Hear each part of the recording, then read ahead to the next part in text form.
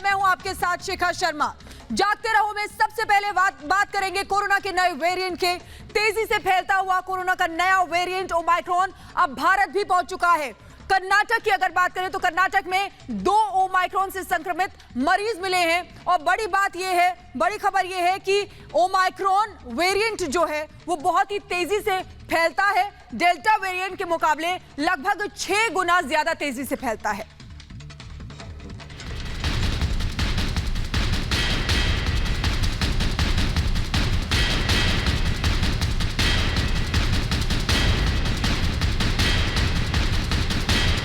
चौबीस घंटे के अंदर हमारे देश में 2 ओमिक्रॉन वेरिएंट के केस हमारे इस नेटवर्क के द्वारा डिटेक्ट किए गए।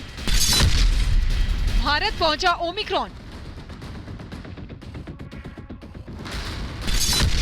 कोरोना के नए वेरिएंट की भारत में दस्तक।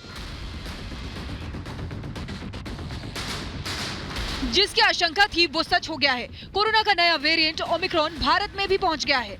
देश में इसके पहले 2 केस कर्नाटक में मिले हैं। इनमें एक की उम्र 46 और दूसरे की 66 साल है।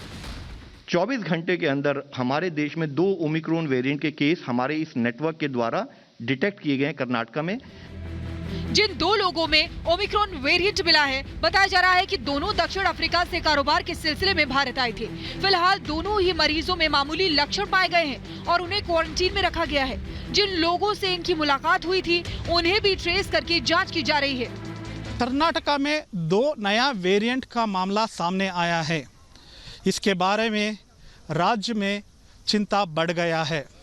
कर्नाटका चीफ मिनिस्टर ने एक नया मीटिंग कल बुलाया है। उसमें इसके बारे में और प्रिकॉशनरी मेजर और डिस्कशन करेंगे। बताया जा रहा है कि ये वेरिएंट पिछले कोरोना वेरिएंट डेल्टा से 5 से 6 गुना ज्यादा तेजी से फैलता है।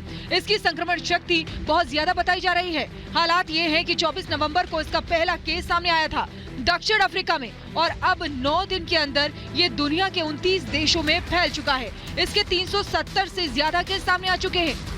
करीब 29 देशों में 373 केस इस ओमिक्रॉन वेरिएंट के अब तक नोट किए जा चुके हैं और हमारे देश में इसकी ओवरऑल मॉनिटरिंग भी की जा रही है, जिसमें मुख्यतः सबसे अधिक केस साउथ अफ्रीका में है। उसके बाद अधिक केस बोत्सवाना में, नीदरलैंड में, यूनाइटेड किंगडम में, जर्मनी में, पोर्चुगल और घाना ऐसे देशों में नोट किए गए हैं। भारत सरकार पहले ही कई कदम उठा चुकी है। एयरपोर्ट्स पर जांच और निगरानी बढ़ा दी गई है। 15 दिसंबर से शुरू होने वाली अंतर्राष्ट्रीय उड़ानों को फिलहाल अगले आदेश तक रोक दिया गया है। कोरोना के नए वेरिएंट ओमिक्रॉन वायरस ने भारत में दस्तक दे दी है।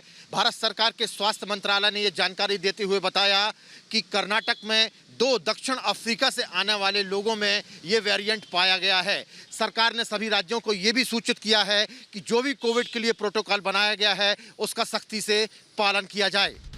कोरोना वायरस के नए ओमिक्रॉन वेरिएंट ने एक बार फिर पूरी दुनिया को चिंता में डाल दिया है। इसे WHO ने वेरिएंट ऑफ कंसर्न बताया है, यानी ये चिंता पैदा करने वाला है।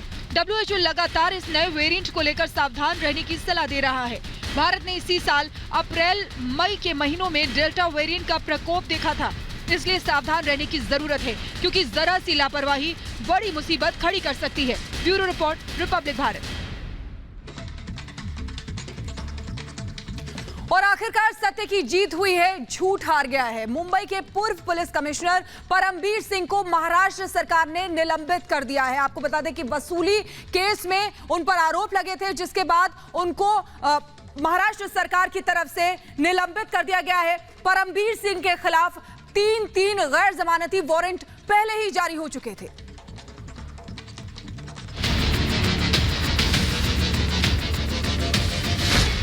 आखिरकार सत्य की जीत हुई। अपने पद का फायदा उठाने वाले, वसूली का धंधा चलाने वाले मुंबई पुलिस के पूर्व पुलिस कमिश्नर को महाराष्ट्र सरकार ने सस्पेंड कर दिया। उन पर यह कार्रवाई अनुशासनहीनता और अन्य गड़बड़ियों को लेकर की गई।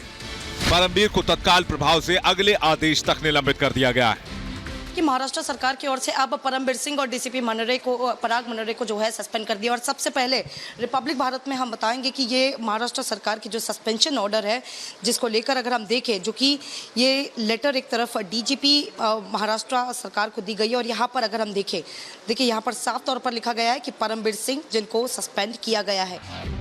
अवैध वसूली मामले में सिंह के खिलाफ मुंबई और दूसरी जगहों पर कई केस दर्ज हैं। मई के महीने से वो लापता हो गए थे।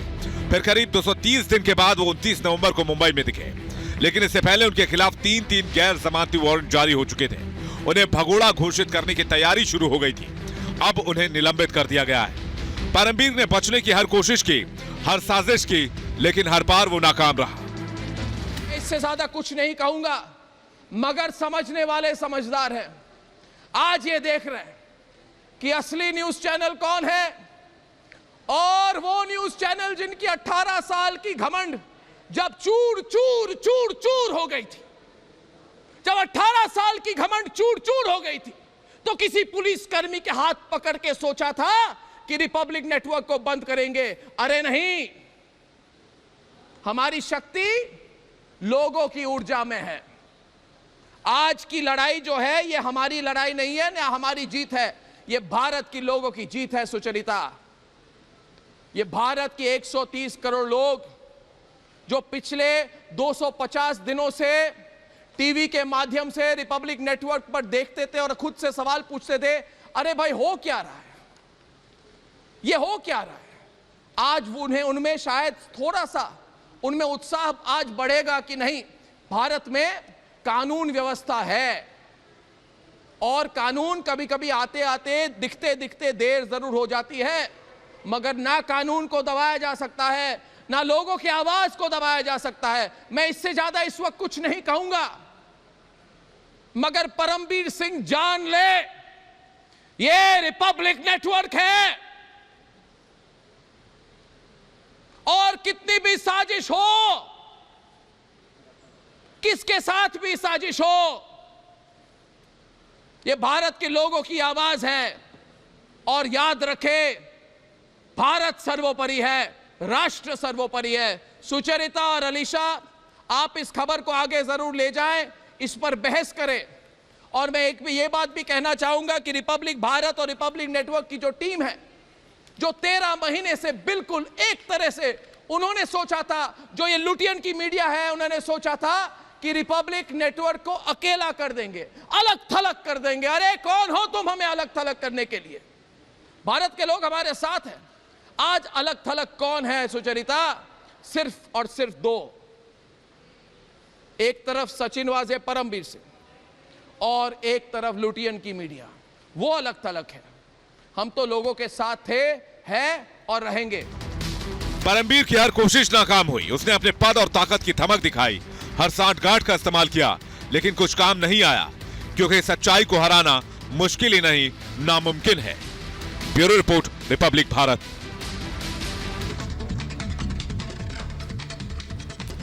और भारत की सीमाओं की रक्षा 2400 घंटे हमारे वीर जवान करते रहते हैं, लेकिन देश की करीब 7500 किलोमीटर लंबी समुद्री सीमाओं का, तटीय सीमाओं की सुरक्षा की जिम्मेदारी जिनके कंधों पर है, आपको बता दें कि इंडियन कोस्ट गार्ड्स के कंधों पर हमेशा रहती है। और republic Bharat Indian coast guard के साथ गया और देखा कि कैसे ये लोग अपने ऑपरेशंस को अंजाम देते हैं।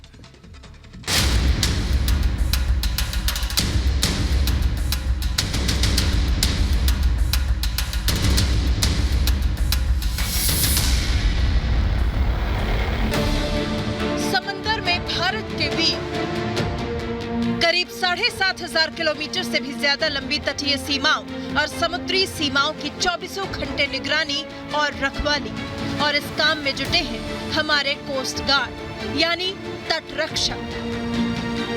पोरबंदर, जहां हम आपको दिखाएंगे इंडियन कोस्ट गार्ड यानी भारतीय तटरक्षक बल के ऑपरेशंस और क्या है इनकी ताकत, कैसे समुद्र के ये प्रहरी लगातार इतनी लंबी सीमा को देखते हैं और कैसे भारतीय सीमा यानी IMBL में आने वाले लोगों को रोकते हैं।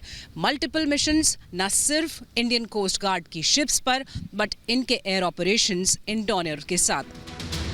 रिपब्लिक भारत आज आपको दिखाने जा रहा है कि कैसे हमारे कोस्ट गार्ड चुनौतियों का सामना करते हैं, कैसे समंदर के प्रहरी अपने मिशन को अंजाम देते हैं।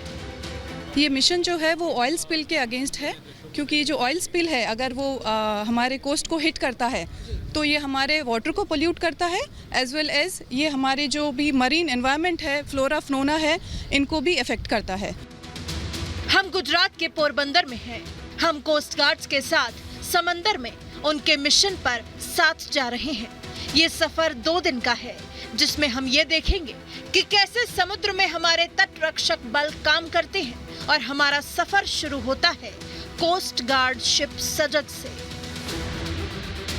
इंडियन कोस्ट गार्ड की शिप सजग पर हैं और इस वक्त हम देखेंगे अरब सागर में किस तरह से कोस्ट गार्ड अलग अलग तरह के ऑपरेशंस को आगे बढ़ाता है, चाहे वो सर्च और रेस्क्यू का ऑपरेशन हो या फिर ड्रग्स को एप्रीहेंड करने का ऑपरेशन हो या फिर हमारी इंटरनेशनल मैरीटाइम बाउंड्री लाइन पर किसी भी तरह के मूवमेंट को देखना हो। और आप यहाँ जो पीछे शिप्स देख रहे हैं वो भी इंडियन कोस्ट गार्ड की सार्थक नाम की शिप है। समंदर में अगर कोई जहाज खराब हो जाए, 2 जहाजों में टक्कर हो जाए, तेल बिखर जाए या फिर दुश्मन फायरिंग कर दे या आतंकियों से मुठभेड़ हो जाए, तो हमारे कोस्ट गार्ड कैसे काम करते हैं, ये सब हमने करीब से जाना है। आप इस वक्त देख रहे हैं एक वर्टिकल रिप्लेनिशमेंट एक्सरसाइज जो इंडियन कोस्ट गार्ड शिप के ऊपर की जा रही है। वर्टिकल रिप्लेनिशमेंट एक्सरसाइज का मतलब है कि जब ये शिप समुद्र में होती है, कोई सामान इसे ज़रूरी होता है, सिग्नल भेजा जाता है और फिर इंडियन कोस्ट गार्ड के ये हेलीकॉप्टर्स यहाँ उस सामान को लेकर आते हैं और जहाज़ के फॉक्सेट एरिया में ये रिप्लेनिशमेंट किया जा रहा है। तो सामान को लाना हो, ले जाना हो, ये वर्टिकल रिप्लेनिशमेंट एक्सरसाइज यहाँ पर की जा रही है।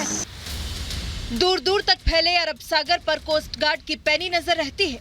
कोई संदिग्ध बोट या जहाज अगर अरब सागर में भारतीय सीमा में दाखिल होता है तो उसे तुरंत रोकने की जिम्मेदारी कोस्ट गार्ड की होती है। ये कोस्ट गार्ड की ही सजगता है।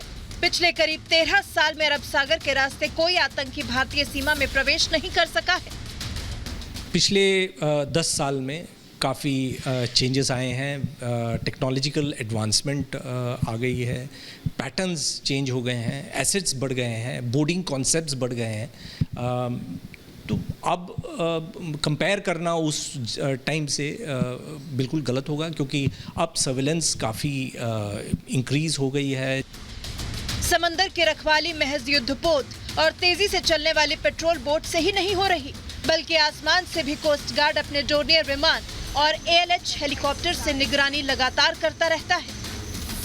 26/11 के बाद कोस्ट गार्ड को काफ़ी स्ट्रेंथन किया गया है। The total coastal security construct जो है उसको गवर्नमेंट ने काफ़ी मजबूत किया है। मेन थिंग है काफ़ी सेंट्रल और स्टेट एजेंसी सबको एक प्लेटफॉर्म पे लाने की कोशिश की गई है। कोस्ट गार्ड में नए प्रकार के जहाज, नए प्रकार के एयरक्राफ्ट, इन सबको इंट्रोड्यूस किया गया है। हम पोरबंदर से जखाऊ तक जा रहे थे। हमने भारतीय कोस्ट गार्ड की स्पेशल होवरक्राफ्ट भी देखी। तटीय सीमा में पाकिस्तान से सटे सर क्रीक एरिया की सुरक्षा सबसे बड़ी चुनौती है। यही वजह है कि सर क्रीक जैसे दलदल वाले वीरान टापुओं की सुरक्षा के लिए कोस्ट गार्ड ने अपने बेड़े में खास होवरक्राफ्ट को शामिल किया है। देखने में एक प्लेन की तरह होता है। समंदर में ये बेहद तेजी से दौड़ता है। उतनी ही तेजी से ये समंदर के किनारे भी दौड़ सकता है। गुजरात के जखाऊ पोर्ट के बेहद करीब अरब सागर में होवरक्राफ्ट पेट्रोलिंग करता रहता है। ACV सक्षम है सतह और सी दोनों पर चलने के लिए और बहुत ही कॉम्प्लेक्स ऑपरेशंस में शामिल होता है और यही वजह है कि ये इंडियन कोस्ट गार्ड का एक बहुत ही अहम अंग है। हमारा यह सफर भारतीय समुद्री सीमा के आखिरी पड़ाव जखाऊ तक रहा। 1978 में भारतीय कोस्ट गार्ड की स्थापना हुई थी। तब से अब तक इसकी शक्ति में लगातार बढ़ोतरी हो रही है। इसके बेड़े में नए जहाज, हेलीकॉप्टर आ रहे हैं, नए रडार आ रहे हैं। ये दिन रात सजग रहते हैं। मकसद सिर्फ एक, देश की सीमाओं की सुरक्षा। Bureau report,